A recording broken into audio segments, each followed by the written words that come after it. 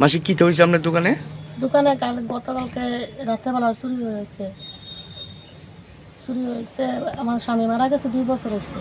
2 বছর পরে দোকান দিয়ে আমি চলে আমি একেই মেয়ে আছে মেয়ে বিয়ে দিয়ে লাগছি। তারপর কালকে দোকানে মালিও আমি 5,000 টাকার মতো আমি দেশে আসলো। মাল শেষ, মাল আনো মাঝখান সকালে। আর দোকানে কিছু যাবতীয় জিনিস কিছু নিছে, এটা তো আর বনা থাকে না।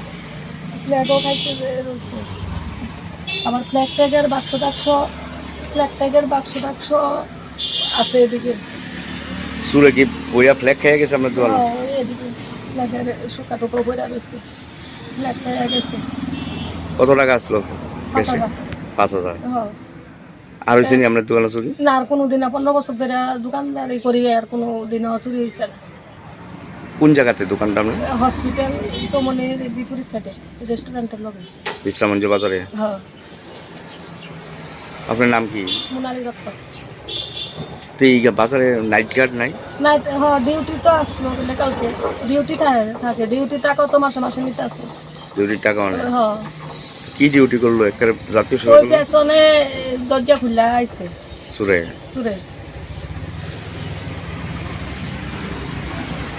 ডিউটিও তো আসলো বলতে বললে তারা উঠতে বলে আসলো। থানা তো কইছে, থানা তো অ্যাপ্লিকেশন দেওয়ার লেগে কইছে, অ্যাপ্লিকেশন দিয়ে আইছি।